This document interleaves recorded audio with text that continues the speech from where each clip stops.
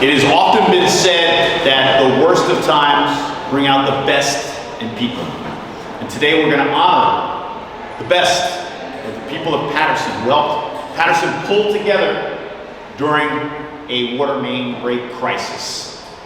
The city is no stranger to responding to crisis. In fact, we were praised during the pandemic for our contact tracing program and also for our vaccination program as well. And in keeping in that tradition with responding with positive results for our residents, once again, Paterson stepped up and delivered relief for our residents.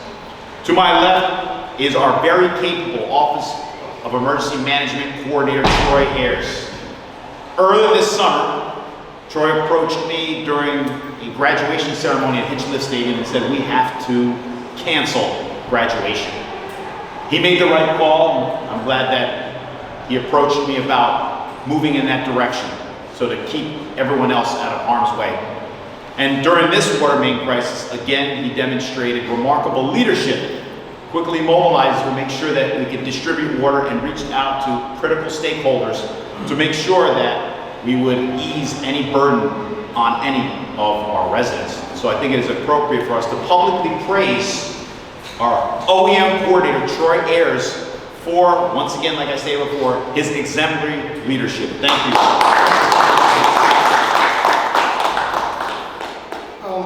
I thank everybody for the praise, but I'm just a kid from the board, has some water needs, and I'm gonna work hard on people every day. Just have patience, have trust that every decision I make is within legal law and me caring about the city of Paterson. And I'll do my job with it every day as long as I'm in the city of Paterson. Thank you. Thank you, Coordinator. He's a man of few words, but a man of action. Remember that. And I also want to acknowledge our Director of Security here, Hector Nieves. Thank you for keeping us safe at City Hall. You get the plug for him, please. So, as I stated earlier, the individuals to my right were able to show above and beyond that they care about our community, that they wanted to provide relief for our residents. And they're not on the city payroll. In fact, they are just concerned community leaders that wanted to make sure that Paterson was not pointing fingers, but instead it was about all hands on deck.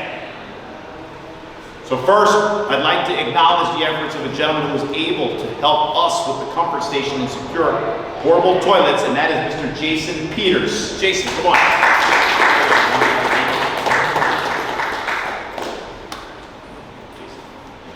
Thank you. Please say a few words. And I mean few. No, I'm kidding. I got you. So first of all, thank you for the receipt and for the award.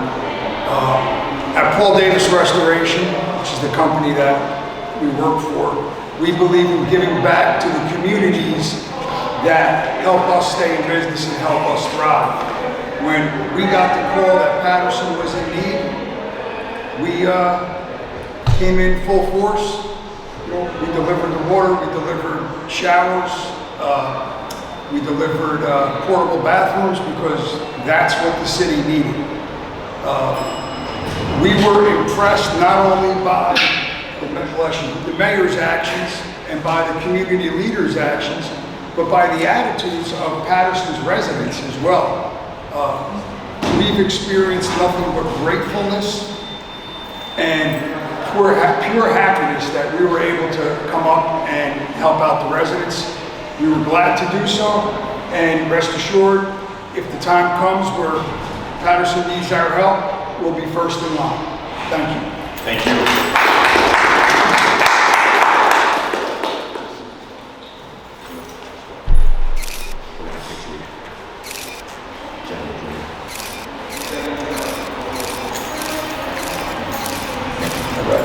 Another round of applause for Jason Peters. Now, when Jason moved to the showers, it wasn't exclusive. His involvement wasn't exclusive to the comfort station. He also assisted at Brooks Sloat, and later on, Captain Vic Frierson will elaborate on that a little bit later. Made another phone call to a trusted community leader who has a track record in coming through for people, especially the most vulnerable. And she started an organization, Paterson Mature Sisters, We're very proud of the fact that she is dedicated to improving the lives of Paterson residents. So at this time, I want to honor and acknowledge Ms. Sharonda Roberts.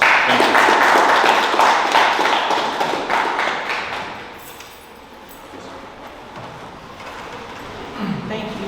Thank you. When we got the call, we was in the middle of a fundraiser event, but nevertheless, we stopped what we was doing and we jumped right to the task. Helping people and serving those in need is very dear to me. It's like second nature. So when I got the call, we just did what we needed to do. I want to thank everyone who thought of us, Mature Sisters and my team, to be a part of such a terrible time, if that's the word I should use, but it was something that happened. It was an emergency. No one could foresee it, and we just wanted to be there to help bring relief to those that are in need. We always bring relief to the unhoused population, but being able to serve the other community and our citizens was just another blessing. And we just want to say thank you again. We appreciate being chosen, and we will be ready, willing, and able, if it should happen again, to serve in any capacity that we can. Thank you. Thank you.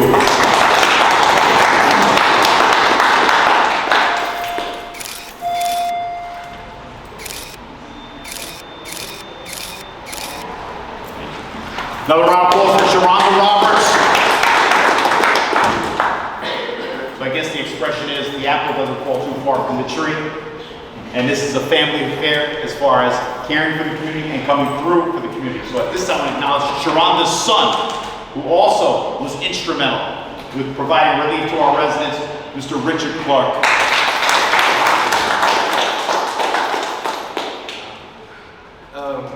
I'm just happy that I'm here. I'm happy I was able to come out and help. I mean, what we do on a regular is help the homeless, so it was easy to come out and help our citizens. I'm just glad I was there with a group of good people. I got to meet a lot of people doing what I did, and anytime I'm here to help the city. Thank you.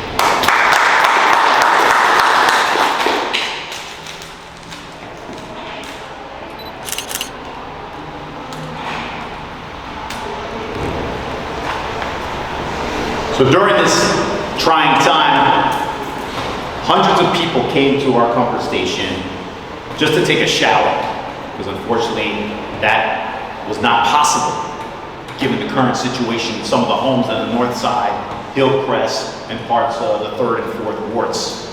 And so when I called Sharonda Roberts, she quickly turned around and called Zellie Thomas from Black Lives Matter, and thankfully we were able to accommodate so many people just looking to take a shower at our comfort station. So at this time, I want to honor and acknowledge Mr. Zellie Thomas.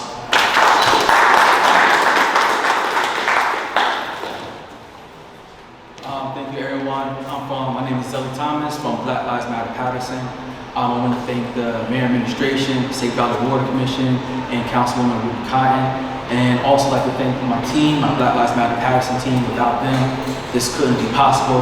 Like the mayor said, that we are used to responding to moments of crisis, especially when COVID-19. When this happened, we also was delivering gallons of water to senior citizens and the disabled who couldn't come out of their homes to go to the cooling centers or the water stations to get water.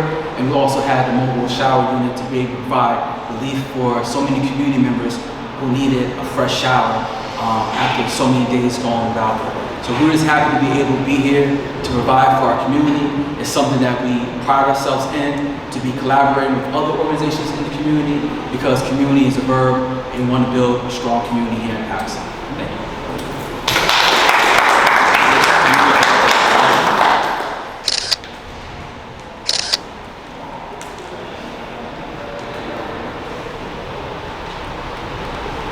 Another round of applause for Zellie Thomas.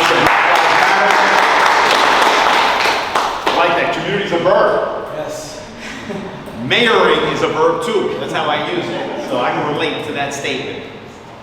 Next is a young man, doesn't live in Paterson, but has been involved in Paterson. We really appreciate the fact that he saw fit to drop everything to make sure that at our comfort station, water was distributed in addition to the water distribution taking place on North 8th and Oxford. In fact, he brought in Walmart, he brought in ShopRite, and then he paid out of pocket so that Home Depot would have water for us as well. And so we salute you, who's an honorary Patersonian, Mr. Michael Ramaglia.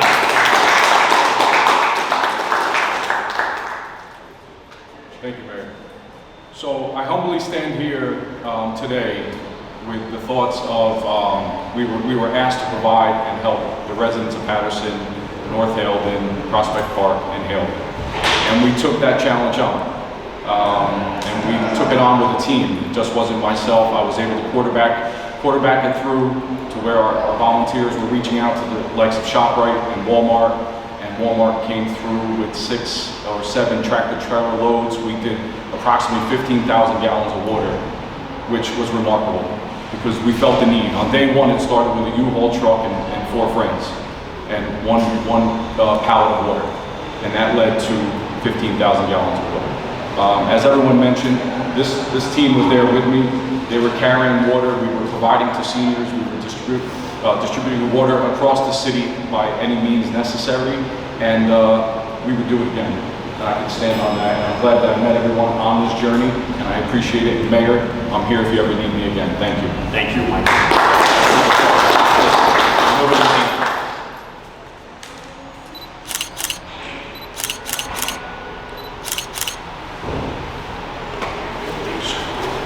Let's have another round of applause for Mike Ramaglia. Also want to point out the poor guy is a Miami Dolphins fan, so he's really mourning right now.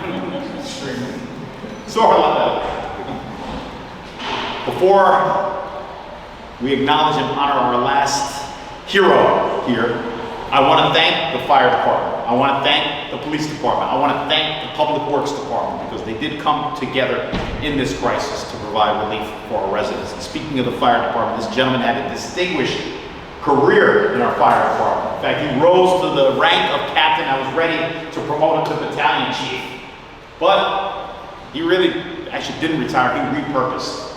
And part of that repurposing was to help people in need. And that's why we are honored to salute our captain, Mr. Victor Frierson.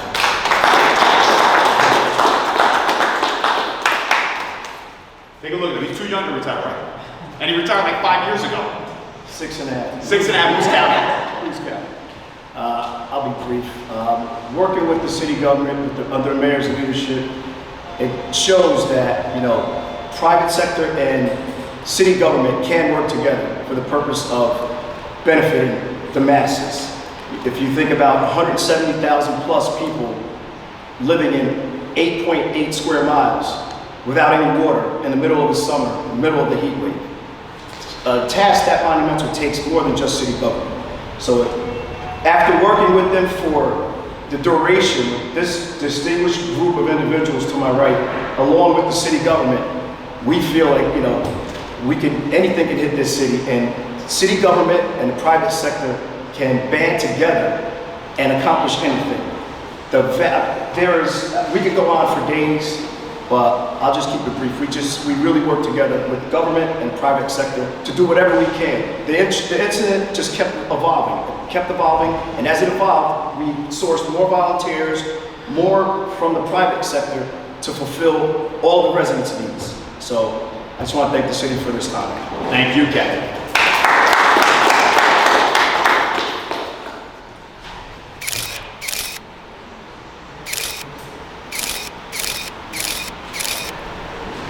One more round of applause for Captain Victor Frierson. And also, while you extend condolences to Mike Ramaglia and the Dolphins, he's a New York Jets fan. That one's a hard one to swallow. Sorry about that there. Sorry, I had to go there. I didn't want to end on a low note, but let's, in conclusion, in a crisis, it's easy to criticize, it's easy to complain. But what is needed? 2 things: solutions and solidarity. And these heroes to my right demonstrated and provided exactly what we needed in a time of crisis: solutions and solidarity. And we salute you for that. Thank you very much. Questions? Anthony Thomas always stopping at the bit. No, not today. All right.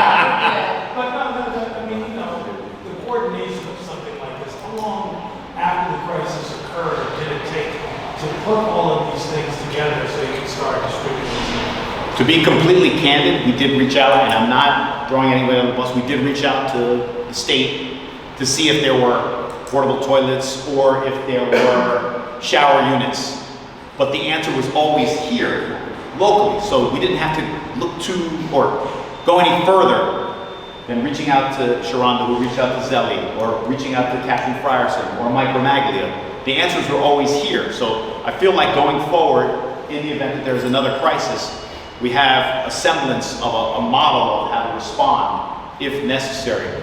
And quite frankly, a lot of this is on the leadership, on the shoulders of Troy Ayers, who I want him to elaborate a little bit. So, after the incident, like, right now we're in the process of doing what we call a hot wash. We critique ourselves. We write down all the goods, we write down all the bads. We put the goods in a folder, and we take the bads and we try to perfect them. Because, okay, we had COVID-19, we had Ida, we had this. It's not going to stop. So you have to build a team, and trust me, our Office of Emergency Management have a team. It's not just me. I have a great team. I wouldn't be me without the team. With the fire department, the police department, Safe Valley Water, and first of all, I want to thank somebody that nobody remembers. Chick-fil-A stepped up. They came and they gave out thousands of sandwiches to the residents and people, so I want to say thank you.